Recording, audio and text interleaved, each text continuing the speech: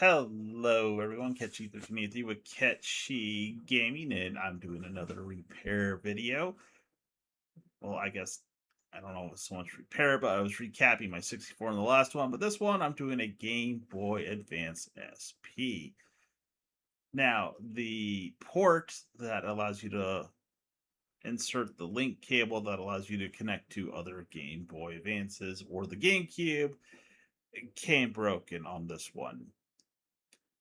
This one I bought to replace the one that I can't remember for the likes of me where I lost it, left it, whatever. I have maybe an idea, but it's irrelevant. So I decided to actually fix this one. I bought a whole new port, but I had to remove the old one. So, with zero experience or any real particular knowledge in regards to what it looks like on the inside of a Game Boy Advance SP, I went fully in to repairing this Game Boy Advance SP. It's simpler than it looks, but this particular fix is easy and doable for someone like me, but the technology at this particular age, like all the traces you have on this thing, if anything gets damaged, the only thing you can do is maybe hope someone out there can print a whole new board for you and you can transfer the chips because damn, when I opened this thing up, I was like, "Oh, let's do my best not to damage this thing." But it just starts out pretty basic, removing the batteries and removing the screws to keep everything together. It's actually far simpler than a 64. I mean, it's also much, much smaller. So, yeah, that makes sense. Similar to the original Game Boy, it has two circuit boards, one for the screen and just one for the general processors and resistors and all that other fun stuff that goes with everything that it does when it plays games. And I also just spilled parts all over the place, but I had to remove some of those buttons. In my case, a lot of them just fell out when I tipped it over, but some of them were attached to the circuit board, and there was a ribbon that attached the screen to the main board there. But unfortunately, yes, I did have to pull those off, mainly because I did not want to damage them while I was repairing said circuit board. While I was waiting for the soldering iron to heat up, I put all the buttons into place. I thought I was going to potentially mess it up, but Nintendo kind of made it so that it's not that hard. So if you ever do take the buttons out, they have these little notches there. Okay. So, well, I take the.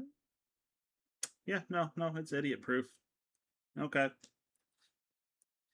Yeah, well, you know what? You're probably about to find a better idiot, Nintendo. I don't know that for sure, but honestly, it's pretty promising in my case. After making sure said soldering iron was hot and ready, I put a little bit of flux on the underside there and I started using my wick to try and remove as much of the solder as I could in order to remove that connection port and put in the new one, which I was making progress on. I was getting all the solder off and all the other fun stuff. But whoever assembled it added just a boatload of solder, like more than you probably actually needed. Yes, there's little, I don't know what to call them, sockets for all intents and purposes that you insert the pins through, and you're supposed to get the solder into the pins, which, yeah, he's supposed to. But whoever assembled this particular SP, they added so much solder, or they just flipped it over and they added even more solder, which created a bit of a challenge trying to get all the solder out so I could actually get this particular part out. And it's not like you needed to add that to keep it in. I mean, the case is there, but after I got it out, I tested to see how snug it is. It is super snug with that part in there that I don't know why they added so much solder. So at one point, I switched to my heat gun, which I had zero experience using. I only watched a YouTube video on it, but I couldn't quite get it to work. I actually made it hotter than my iron, which, yeah, it's blowing a lot of hot air, so it's not quite as efficient for melting the solder as the iron is, but I could not get it to soften up the solder enough to be able to pull it loose. And all it was doing was warming up the rest of it, which I didn't want to damage it, but I was also handling it at the same time. So it was getting a little too warm for my taste. You could say it was too hot to handle. So after trying a little bit here with this heat gun, I eventually just sort of gave up on using that. I don't know, using it made me nervous. Yeah, I got a little bit of progress in there, but keeping it there, it warmed up the whole entire circuit board, not just that little spot that I had it on. So I switched back to the soldering iron and tried to use a much smaller tip. With that much smaller tip, I was able to remove even more solder, and I was able to get it out of the sockets there and eventually remove the connector so that I could put in the new one.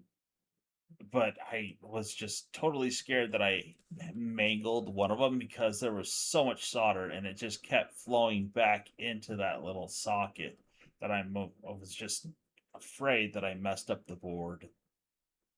You probably can't see it, but I tried to point it out while I was handling it that, yeah, I messed it up just a little bit. But after cleaning up the board and scrubbing it with a little bit of alcohol to make sure I got rid of any scoring if there was any, which I didn't see any. I just made a lot of flux come off of it because they definitely coated the board in flux, which was probably part of the reason why I couldn't quite get all the solder out of those sockets. But with some experience from handling all of those capacitors on the 64, it made for really short work getting the new one back in. Like I said, I just made sure it was in there properly. It sat in there perfectly and it sat in there snugly. So, like I said, I don't know why the guy added so much solder. I just used a tiny little bit of flux and a tiny little bit of solder. And I just lightly dabbed it in there. It filled in the hole just perfectly. Nothing leaked into the other side, unlike the other guy. Or I don't know, maybe he, like I said, I keep saying, like I said, I'm sorry. Like I previously stated, that I think he may have flipped it over and put solder on there. I don't know if whoever assembled the board did that to hold it in place and then just added more on the underside to make sure the connection's good. I don't know. But it made the job of actually removing the port harder than it needed to be. And after I successfully managed to attach that new port, and then I rode the struggle bus for a good solid like 10 minutes trying to get that uh, ribbon of wires back into the board because of how it connects. I managed to do that, and then I just put all the tiny little screws back into place. Easy peasy lemon squeezy from there. Now, I think I may have messed up a little bit here when I put the switch for the power switch, the little piece of plastic in there. Like, it doesn't always turn on when I hit the power switch. And I don't think it's because I messed something up. I think it's because I messed up the little plastic bit just a little bit when putting it back in and not quite making sure it was perfectly aligned. I mean, I tried it several times and it works fine, but there's been like once or twice I'm like, oh, it didn't turn on. What's going on? But I'm that'll have to open it up again to find out. So after getting all those screws back into place and putting the battery back in and then getting out a charger, I decided to test it. But I wasn't going to risk any game that was worth a damn to me at least. So I pulled out the Fantastic Four, which was the game it came with when I bought it. And I'm talking about the old Fantastic Four, like from the 2000s, which I don't think needs saying specifically because it's on the Game Boy Advance here, but someone might think that for some odd reason because it's modern USA. But yes, the game worked, nothing got fried. I moved on to the second test, making sure the port worked.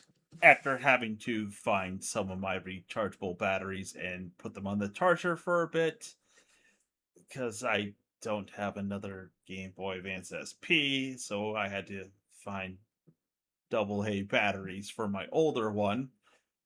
I finally tested out the connection, and I'm just gonna let the recording I did during that part take it from here. Yay! All right, we have succeeded, and by we I mean me.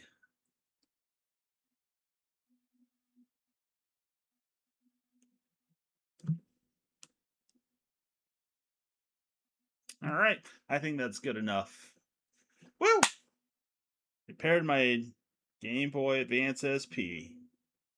All right, if you made it this far and for some odd reason, thanks for watching. Have a good one.